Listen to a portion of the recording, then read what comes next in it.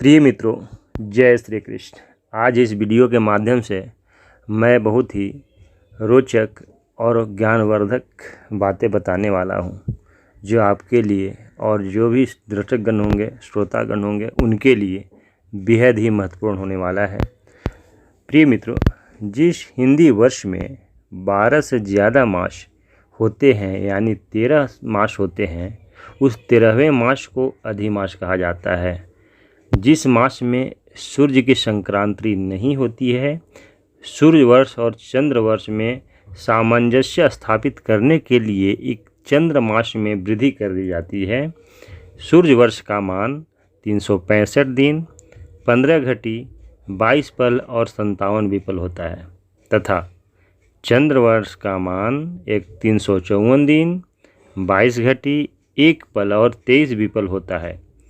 इस प्रकार दोनों वर्षमानों में लगभग 11 दिन का अंतर पड़ता है।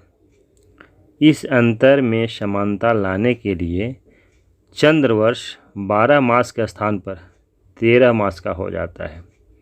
मल मास हर 32 मास 16 दिन और 8 घड़ी के अंतर पे आता है। 2023 में 2 श्रावण मास होंगे और जो सावन मास मलमास के रूप में होंगे, अधिमास के रूप में होंगे, वो 18 जुलाई से 16 अगस्त के बीच में होंगे। मित्रों, एक चंद्र मास प्रकट होते ही आपके मलमास की स्थिति बन जाती है, यानी 12 मास से 13 मास बन जाते हैं हिंदी मास के अनुसार में। और जब चंद्र मास प्रकट हो जाते हैं, जो अधिक मास के रूप में होते हैं, अतिरिक्त के रूप में होते हैं, और ये एक चंद्र मास प्रकट होते ही जो अतिरिक्त होने के कारण मलमास मानते हैं, इसको मलमास कहलाते हैं। पुराणों के अनुसार चंद्र के 12 मास के स्वामी निर्धारित होते हैं, लेकिन इस अधिमास का कोई अधिपति न होने के कारण जो अधिमास थे वह दुखी रहने लगे तथा यज्ञ तीर्थों में भाग न मिलने के कारण मलिन भी होता चला गया और ये मलिन हो गए। इसी कारण से ये दुखी भी रहने लगे और उनका नाम भी मल मास पड़ गया।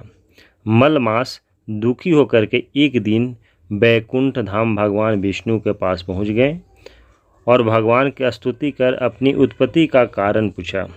अधिमास ने कहा, मेरे इस उद्देश्यहीन उत्पत्ति का कारण क्या है, इसका अर्थ क्या है। भगवान विष्णु ने मलमास की पीड़ा को समझकर उसे आश्वासन दिया और कहा, तुम दुखी मत हो हे मलमास, मैं स्वयं तुम्हारा अधिपति घोषित करता हूँ। मेरे ही सारे गुण तुम्हारे गुण कहलाएंगे। मैं पुरुषोत्तम कहलाता हूँ, इसलिए आज से तुम भी पुरुषोत्तम मास के नाम से जाने जाओगे। पुराणों में एक कथा वर्णित किया गया है जो इस प्रकार है। दैत्यराज हिरण्यकश्यप के वध से जुड़ी हुई है। दैत्यराज हिरण्यकश्यप ब्रह्मा जी को तप से प्रसन्न कर अमरता का वर मांगने को इच्छा से प्रकट किया और ब्रह्मा जी प्रकट हुए। ब्रह्मा जी उस समय उसको वर मांगने के लिए कहा तो वह हिरण्यकश्यप अमरता का वर देने के लिए यानी कि बाध्य किया भगवान ब्रह्मा जी को। लेकिन ब्रह्मा जी ने कहा कि अमरता का वर देना निषिद्ध है। हिरण्यकश्यप से बोले कि आप कोई दूसरा वर मांगो। हिरण्यकश्यप ने कहा, मेरी मृत्यु संसार का कोई भी नर नारी, पशु, देवता, असुर सेना हो, कोई भी न कर सके। साल के 12 मास में न हो, न मैं मरूँ, न दिन में मरूँ और न ही रात में मरूँ। किसी अस्त्र से भी न मारा जाऊँ, न किसी शस्त्र से मारा जाऊँ, न घर में मरूँ, न मैं बाहर मरूँ। परमपिता ब्रह्मा के तथास्तु कहकर चले जाने के बाद हिरण्यकश्यप स्वयं को अमर मानकर सभी पर अत्याचार करने लगे। समय आने पर भगवान विष्णु ने मलमास में अपने नरसिंह अवतार यानी आधा पुरुष और आधा सिंह के रूप में प्रकट हुए और शाम के समय दरवाजे के बीचों बीच बैठ कर के अपने नाखूनों से हिरण्यकश्यप का सीना चीरते हुए उसे मृत्यु को प्राप्त करवाया। तो मित्रों, ये मलमास की स्थिति थी और मलमास जब महीना बढ़ते हैं और जब ये आते हैं मलमास चंद्रवर्ष के रूप में, तो इसमें क्या करना चाहिए क्या न करना चाहिए इसके बारे में बताता हूँ। प्रिय मित्रों, मलमास को पुरुषोत्तम मास भी कहा जाता है। इस मास का स्वामी भगवान विष्णु होते हैं, इसलिए भगवान विष्णु की आराधना करने का विशेष महत्व है। इस वर्ष 2023 में श्रावण मास मलमास के रूप में है, तो भगवान विष्णु और भगवान शिव दोनों का आराधना विशेष रूप से करनी चाहिए।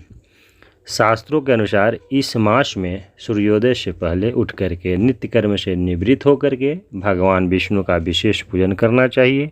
श्रीमद् भागवत का पाठ करना विशेष फलदायी होगा। भगवान विष्णु का मंत्र जाप करें। मंत्र इस प्रकार है, ओम नमो भगवते वासुदेवाय नमः। इस मास के दोनों एकादशी में भगवान विष्णु को खीर का भोग लगाना चाहिए, घी का दीपक भी जलाना चाहिए, पीला फूल चढ़ावें, तुलसी पत्र भी चढ़ाना चाहिए। पीपल के वृक्ष में भगवान का वास होता है, इसलिए पीपल के पेड़ में जल को अर्पण करना चाहिए। गाय का घी का दीपक जलावें, इससे भगवान विष्णु का विशेष कृपा प्राप्त होती है। इस मास में विशेषकर रोग निवृत्ति के लिए अनुष्ठान करवा सकते हैं। ऋण से मुक्ति का उपाय भी कर सकते हैं। गर्भाधान क्रिया, संतान के जन्म संबंधित कर्म कर सकते हैं।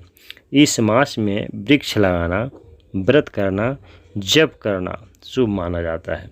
मल मास में दान करने से विशेष फल मिलता है। दान अवश्य करनी चाहिए।